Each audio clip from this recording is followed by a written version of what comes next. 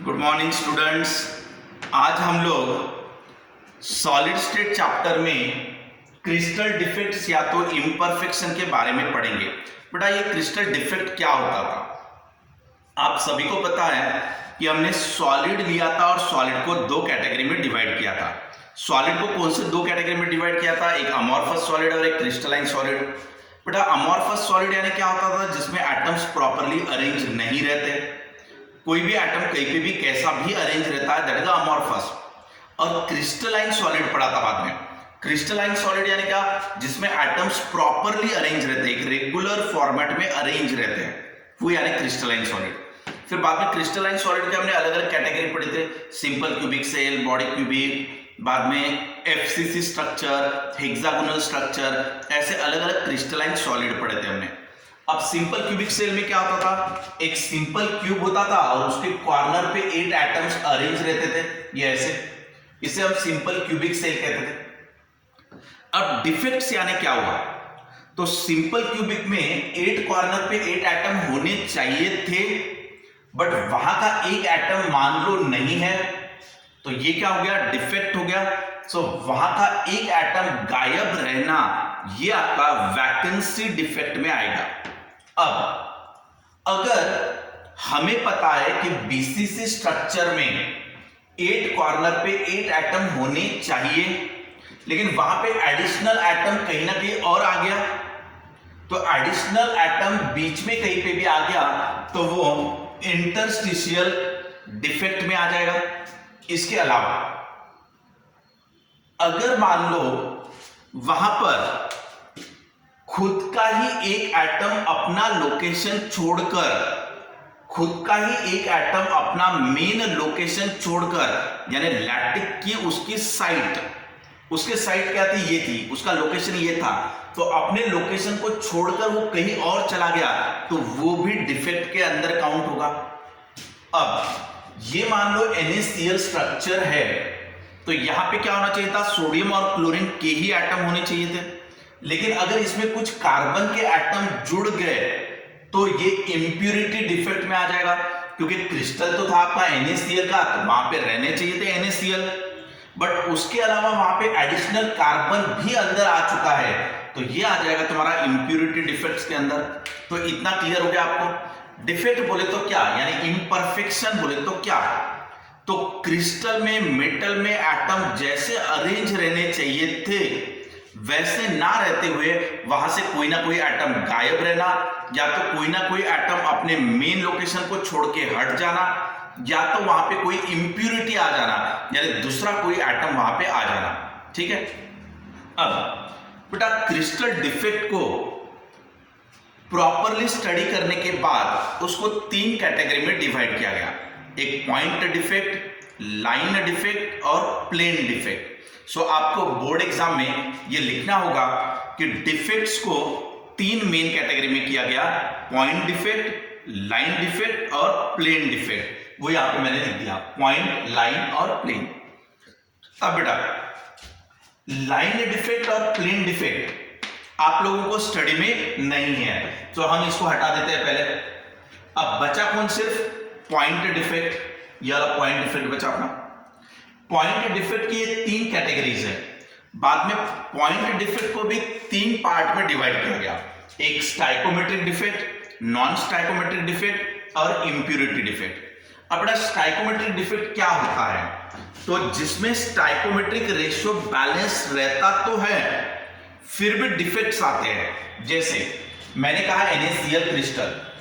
अब NaCl crystal का मतलब सोडियम का अगर एक एटम है तो क्लोरीन का भी एक एटम रहना चाहिए, यानी उनका स्टाइकोमेट्रिक रेशियो क्या है आपका? 1/1, जो मेंटेन रहना चाहिए। अगर सोडियम के मान लो मैंने 10 एटम्स ले लिए, सो क्लोरीन के भी 10 एटम्स रहने चाहिए, ताकि आपका 1/1 का रेशियो मेंटेन रहे। अगर यहाँ पे 7 रहा तो यहाँ पे भी 7 रहना चाहिए। क्लियर? ताकि आपका 1/1 का रेशियो मेंटेन रहे। इसे कहते हैं स्टाइकोमेट्रिक डिफेक्ट्स में। इन सब चीजों को हम लोग स्टाइकोमेट्रिक डिफेक्ट में लाएंगे, क्योंकि आपका स्टाइकोमेट्रिक रेशियो जो 1/1 का था वो मेंटेन है। दूसरा एग्जांपल अगर आप लेते हो MgCl2 का, सो अगर एक Mg का एटम है तो 2 Cl के एटम है, यानी 1/2 का स्टाइकोमेट्रिक रेशियो आपका मेंटेन रहना चाहिए। तो अगर यहां पे 5 होगा तो यहां पे 10 रहना चाहिए।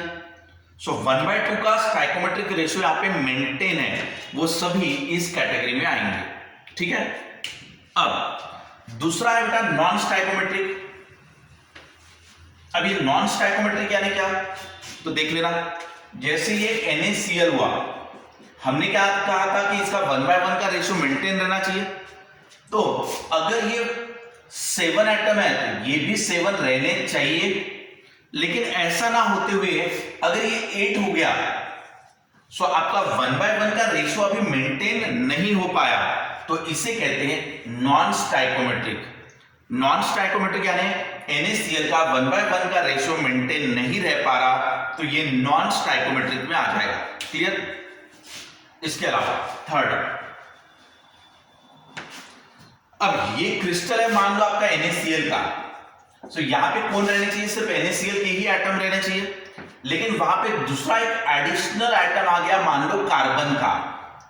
तो क्रिस्टल तो है NaCl का, सो प्योर NaCl कहा तो सिर्फ NaCl ही रहना चाहिए, लेकिन वहां पे एडिशनल आ गया कार्बन, तो ये इंप्यूरिटी अंदर आ चुकी है, तो वो आ गया आपका इंप्यूरिटी डिफेक्ट्स में। तो देखो बेटा, पॉइंट डिफेक्ट के 3 टाइप, स्टाइकोमेट्रिक, नॉन स्टाइकोमेट्रिक और इंप्यूरिटी, ये हमने देख लिया शॉर्ट में। अब स्टाइकोमेट्रिक को थोड़ा डिटेल में पढ़ेंगे, स्टाइकोमेट्रिक वाला पार्ट। चलो ध्यान दो अच्छे से। स्टाइकोमेट्रिक डिफेक्ट्स के यानी जिसमें रेशियो मेंटेन रहता है एटम्स का, उनमें 4 डिफेक्ट्स आ रहे हैं। एक वैकेंसी डिफेक्ट, एक इंटरस्टिशियल डिफेक्ट, एक आपका स्कॉटकी डिफेक्ट और एक आपका फ्रेंकेल डिफेक्ट। अब ये डिफेक्ट को पढ़ेंगे हम लोग। पहला नाम से ही क्लियर है, वैकेंसी डिफेक्ट, यानी 100% वहां पे क्या हो जानी चाहिए, वैकेंसी बननी चाहिए। जैसे NaCl का ये मान लो क्रिस्टल है, एटम्स ऐसे रहने चाहिए, लेकिन वहां से एक एटम ये वाला गायब हो गया मान लो, तो यहां पे क्या बन गया, vacancy. So this is called as a vacancy defect. But बेटा अगर वहां से Na पॉजिटिव चला गया तो वहां से एक Cl नेगेटिव भी चला जाता। सो वैकेंसी सिर्फ अकेले आयंस की नहीं बनती, वहां से दोनों के दोनों चले जाते, यानी न्यूट्रलिटी वहां पे मेंटेन रहती है। अकेला पॉजिटिव चला गया और मेटल नेगेटिव बन गया, ऐसा नहीं होता। अकेला नेगेटिव चला गया और मेटल पॉजिटिव बन गया, ऐसा नहीं होता। अगर एक नेगेटिव वहां से चला गया तो एक पॉजिटिव भी वहां से चला जाता, यानी वो क्रिस्टल में वैकेंसी बन जाती। सो वो हो गया आपका वैकेंसी डिफेक्ट। अब अगर बेटा यहां पे अगर वैकेंसी तैयार हो गई, so definitely mass of the crystal decrease हो जाएगा, क्योंकि वहां से एटम अगर चले गए तो आपका मास डिक्रीज हो गया। आपका डेंसिटी यानी क्या होता है, मास अपॉन वॉल्यूम। डेंसिटी का formula mass upon volume. Metal का वॉल्यूम तो उतना ही है, लेकिन मास आपका कम हो गया क्योंकि एटम चला गया। सो मास अगर कम हो गया तो डेंसिटी आपकी कम हो गई, तो इसमें डेंसिटी आपकी डिक्रीज हो जाती। ये आपका मेन पॉइंट आपको याद रखना है, ठीक है ना। आपको लिखते समय ये वाला पॉइंट लिखते आना चाहिए। आगे ये हो गया अपना वैकेंसी डिफेक्ट में। नेक्स्ट पॉइंट, आपको 2 चीजें याद रखना है कि डिफेक्ट्स आने के बाद भी मेटल आपका इलेक्ट्रिकली न्यूट्रल ही रहता है, यानी अगर पॉजिटिव पे कोई इफेक्ट हुआ तो नेगेटिव पे भी इफेक्ट होगा। सो मेटल आपका न्यूट्रल ही रहेगा सभी केसेस में। बेटा डिफेक्ट्स जनरली आते किस वजह से है, ये भी पॉइंट आपको ध्यान में रखना है। जैसे मान लो कोई लिक्विड फॉर्म में है मेटल कोई लिक्विड फॉर्म में है, अब उसको आप ठंडा करके सॉलिड बना रहे हो, लिक्विड को ठंडा करके आप सॉलिड बना रहे हो। अगर आपने उसको सडनली ठंडा कर दिया, यानी फास्ट रेट ऑफ कूलिंग, बहुत स्पीड से उसको ठंडा करके सॉलिड बना दिया, तो उसमें गड़बड़ हो जाएगी। उसमें एटम्स अपने प्रॉपर लोकेशन पे अरेंज नहीं हो पाएंगे, क्योंकि घाई गड़बड़ हो गई। सो घाई गड़बड़ में एटम्स कैसे भी अरेंज हो गए, सो वो हो गया डिफेक्ट। अगर लिक्विड को स्लो स्लो स्लो स्लो करते हुए उसको सॉलिड बनाया जाए, लिक्विड को ठंडा तो कर रहे हो आप, लेकिन स्लोली कर रहे हो, सो एटम्स को स्पेस मिलेगी, एटम को समय मिलेगा कि वो अपने आप को प्रॉपर लोकेशन पे अरेंज कर ले। बात आ रही समझ में? यानी अगर स्लो रेट ऑफ कूलिंग रहेगा, लिक्विड को ठंडा करके सॉलिड बना रहे हो, लेकिन स्लो रेट ऑफ कूलिंग रखा तो आराम आराम से ठंडा हो रहा है, सो ऑटोमेटिक एटम्स अपने प्रॉपर लोकेशन पे अरेंज होंगे। समझ में आ रहा है? वही अगर फास्ट रेट ऑफ कूलिंग रहा, एकदम सडनली आप उसको ठंडा करके सॉलिड बना रहे हो, तो एटम को समय नहीं मिलेगा प्रॉपरली अरेंज होने के लिए, और एटम्स कैसे भी अरेंज हो जाएंगे और आपके डिफेक्ट बढ़ जाएंगे। सो डिफेक्ट डिपेंड है आपका रेट ऑफ कूलिंग पर, ठीक है, या तो रेट ऑफ हीटिंग पे भी फर्क पड़ता है, ठीक है, ये चीज आपको याद रखना है। नेक्स्ट पॉइंट, अगर बेटा मेटल को आपने ठंडा करके एकदम 0 केल्विन पे लाके रख दिया, सो 0 केल्विन पे मेटल आपका परफेक्ट क्रिस्टलाइन सॉलिड कहलाता। Perfect crystalline solid at 0 kelvin temperature, 0 kelvin पे सभी के सभी एटम्स परफेक्ट अपने अपने लोकेशन पे आ जाते हैं और परफेक्ट क्रिस्टल बन जाता है, ऐसा माना जाता है। कहां पर? 0 केल्विन पे। ये भी आप एक ऑब्जेक्टिव याद रखना। अब नेक्स्ट पॉइंट, इंटरस्टिशियल डिफेक्ट्स। अब इंटरस्टिशियल डिफेक्ट्स यानी क्या होता है? जैसे मान लो एटम्स ऐसे अरेंज रहने चाहिए, ध्यान देना बेटा अच्छे से, आपके एटम्स मान लो ऐसे अरेंज रहना चाहिए, लेकिन अगर बीच में ही कोई एक एक्स्ट्रा एटम आ गया, ये वाला, सो ये हो गया इंटरस्टिशियल डिफेक्ट। यानी इंटरनल ये वाली जो साइट है, लोकेशन है, इस लोकेशन पे आके दूसरा एटम आके बैठ गया, सो ये इंटरस्टिशियल डिफेक्ट्स में आएगा। इसमें 2 टाइप के हैं। एक तो एक्स्ट्रा एटम यहां पे आके बैठा पॉजिटिव, तो यहां पे एक्स्ट्रा निगेटिव भी आके बैठेगा, या तो फिर खुद का ही एक एटम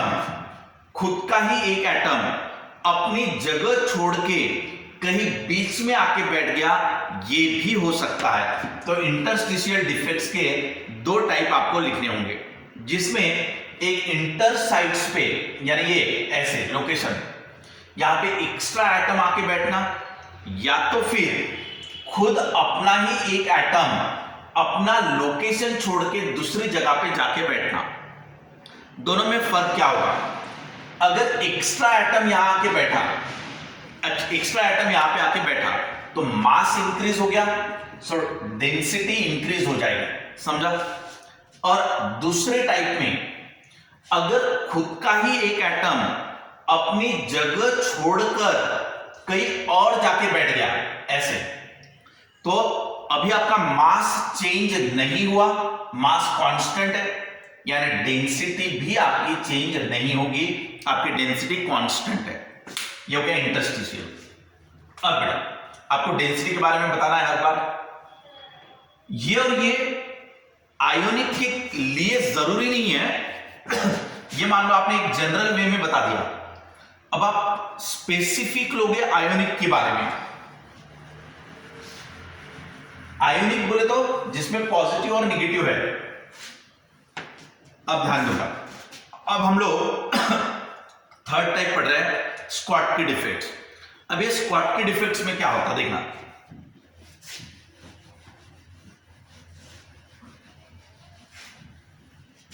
स्क्वाटकी डिफेक्ट्स में ये आपका मेटल है, इसमें एटम्स ऐसे अरेंज है, स्क्वाटकी डिफेक्ट्स में एक एटम मान लो यहां का चला गया, यानी यहां का पॉजिटिव आयन चला गया, सो यहां का एक निगेटिव आयन भी चला गया, ये ऐसे, ये आपका स्क्वाटकी डिफेक्ट्स में आता है। स्क्वाटकी डिफेक्ट्स में शॉर्टेज होता है एटम्स का, तो स्क्वाटकी डिफेक्ट्स आपका वैकेंसी डिफेक्ट की ही कैटेगरी में आता है, क्योंकि एक पॉजिटिव एटम यहां का गायब हो गया तो एक निगेटिव एटम यहां का भी गायब हो गया, ये आपका स्क्वाटकी डिफेक्ट्स में आता है। अब स्क्वाटकी डिफेक्ट्स में इलेक्ट्रिकली न्यूट्रलिटी मेंटेन रहती है, क्योंकि एक पॉजिटिव अगर गायब हुआ तो एक निगेटिव भी वहां से चला गया, यानी मेटल अभी भी आपका इलेक्ट्रिकली न्यूट्रल है। समझा यहां तक? दूसरी बात, अगर ये कब होता है, जब आपका ionic ratio high ionic ratio रहता है। स्कॉटकी डिफेक्ट्स आपका तब आएगा जब मेटल का आयोनिक कैरेक्टर स्ट्रांग रहेगा। बात समझना बराबर, मेटल का आयोनिक कैरेक्टर स्ट्रांग रहना, यानी एक हाईली पॉजिटिव एक हाईली नेगेटिव रहना। सो मेटल का आयोनिक कैरेक्टर स्ट्रांग है, इस समय स्कॉटकी डिफेक्ट्स आता है। स्कॉटकी डिफेक्ट्स में और एक चीज है, पॉजिटिव आयन और नेगेटिव आयन इन दोनों का साइज नियरली सेम रहता है, तभी आपका स्कॉटकी डिफेक्ट्स आता है। यानी R positive upon R negative का रेशो नियरली इक्वल टू 1 रहता, एग्जैक्ट 1 नहीं रहता, ये नियरली इक्वल टू 1 यानी 0.7 0.8 ऐसे रेंज में रहता। जब पॉजिटिव आयन और नेगेटिव आयन दोनों का साइज नियरली सेम रहेगा, तब आपका स्कॉटकी डिफेक्ट्स आएगा, और उस समय आपका कोऑर्डिनेशन नंबर भी हाई रहेगा। स्कॉटकी डिफेक्ट्स आप आराम से याद रख सकते हो कि स्कॉटकी डिफेक्ट्स में सभी चीजें हाई रहेगी, यानी क्या, आयोनिक कैरेक्टर उसका हाई रहेगा, कोऑर्डिनेशन नंबर भी हाई रहेगा, रेडियस का रेशो भी हाई रहेगा। बेटा कोऑर्डिनेशन नंबर यानी क्या, नंबर ऑफ नियरेस्ट एटम्स, और नंबर ऑफ नियरेस्ट एटम्स इसमें ज्यादा रहेंगे, किसमें, स्कॉटकी डिफेक्ट्स में। इसके बाद यहां पे स्कॉटकी डिफेक्ट्स में एटम्स ने अपनी जगह छोड़ के चले गए, सो यहां पे डेफिनेटली मास कम हो जाएगा, और मास अगर कम हो गया तो आपकी डेंसिटी कम हो जाएगी। आपको ऑब्जेक्टिव में क्वेश्चन पूछे जा सकते हैं ये वाले। स्कॉटकी डिफेक्ट्स क्या है, तो ये वैकेंसी डिफेक्ट है, ये इलेक्ट्रिकली न्यूट्रल रहता ही है, क्यों, क्योंकि प्लस गया तो माइनस भी जाता है, तो इस वजह से वहां पे मास क्या होता है, डिक्रीज, तो डेंसिटी क्या होती है, डिक्रीज। स्कॉटकी डिफेक्ट्स कब आता है, जब आपका हाई आयोनिक कैरेक्टर रहता है, यानी एक हाईली पॉजिटिव एक हाईली नेगेटिव दोनों नजदीक आ रहे हैं, हाई आयोनिक कैरेक्टर शो कर रहे हो, और इसमें कोऑर्डिनेशन नंबर भी हाई रहता, रेडियस का रेशियो भी हाई रहता। सो पॉजिटिव आयन और नेगेटिव आयन दोनों नियरली सेम साइज के रहते हैं। ये आपका स्कॉटकी डिफेक्ट्स में आ गया। अब बेटा लास्ट वाला डिफेक्ट हम पढ़ेंगे, इनके ऊपर ऑब्जेक्टिव क्वेश्चन भी काफी पूछे जाते हैं। अब लास्ट वाला अपना डिफेक्ट है फ्रेंकेल डिफेक्ट। अभी फ्रेंकेल डिफेक्ट के बारे में देखना बराबर। जैसे ये एटम्स अपने रेगुलर पैटर्न में अरेंज है,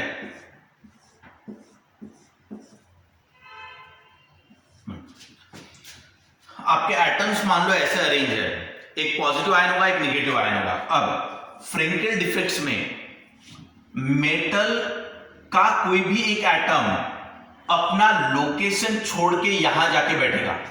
अब ये एटम ने अपना लोकेशन छोड़ दिया और वो यहां जाके बैठ गया, बराबर ध्यान रखना, ये वाला एटम, यहां पे एटम होना चाहिए था।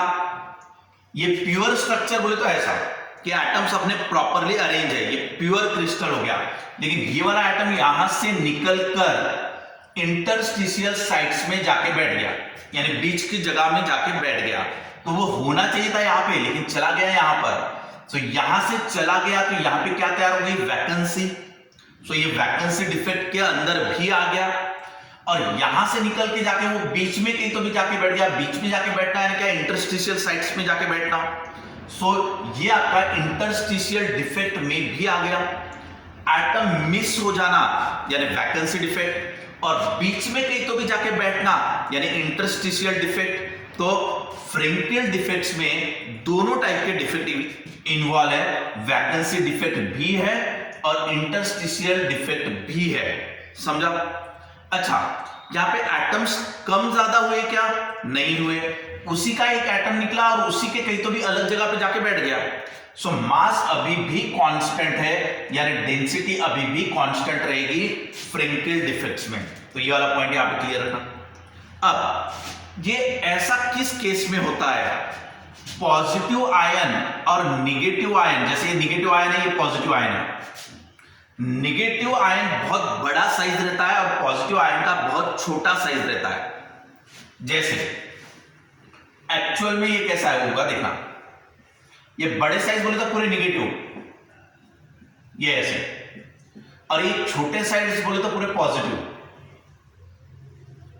ये कटायन में, ये अनायन में।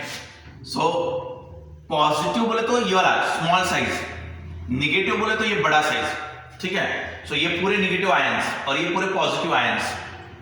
अब इसमें देखना है, पॉजिटिव का साइज बहुत छोटा है निगेटिव के कंपैरिजन में, तो R/R का रेशियो स्मॉल आएगा। ये R positive upon R negative का रेशियो स्मॉल आएगा। इसमें कोऑर्डिनेशन नंबर भी स्मॉल आएगा। तो ऐसे केसेस में फ्रेंकेल डिफेक्ट्स आएगा। तो बेटा दो टाइप के डिफेक्ट आपने देखे, एक आपका था स्कॉटकी डिफेक्ट वाला और एक फ्रेंकेल डिफेक्ट वाला। तो फ्रेंकेल में कोऑर्डिनेशन नंबर और रेडियस का रेशियो दोनों भी छोटा है, और स्कॉटकी डिफेक्ट्स में कोऑर्डिनेशन नंबर भी ज्यादा है और रेडियस का रेशियो भी ज्यादा है। यस, ठीक है, यह ऑब्जेक्टिव में आएगा, आप बराबर याद रखना। एक सिंपल छोटा सा ट्रिक बताता हूं आपको। स्कॉटकी डिफेक्ट की स्पेलिंग बड़ी है, 8 वर्ड आते हैं, इसमें कोऑर्डिनेशन नंबर भी ज्यादा है, रेडियस का रेशियो भी ज्यादा है, सिंपल याद रखना। फ्रेंकेल डिफेक्ट 7 ही वर्ड्स आ रहे हैं इसमें। फ्रेंकेल डिफेक्ट, इसमें कोऑर्डिनेशन नंबर भी छोटा है, रेडियस का रेशियो भी छोटा है। जस्ट एक याद करने के लिए बताया मैंने आपको, ठीक है। सो ये था आपका फ्रेंकेल डिफेक्ट्स। आपको ऑब्जेक्टिव यही पूछे जाएंगे कि फ्रेंकेल डिफेक्ट्स में कोऑर्डिनेशन नंबर ज्यादा होता है या कम होता है, रेडियस का रेशियो क्या होता है। अच्छा, हर टाइप के मेटल इलेक्ट्रिकली न्यूट्रलिटी मेंटेन करते हैं, ये आपको याद रखना है कि वहां से एक प्लस अगर गया तो माइनस भी जाएगा। डेंसिटी किसमें कम होती है, डेंसिटी किसमें ज्यादा होती है, या डेंसिटी किसमें कांस्टेंट मेंटेन रहती है, वो भी आपको पूछे जाएंगे, ठीक है बेटा। यहां तक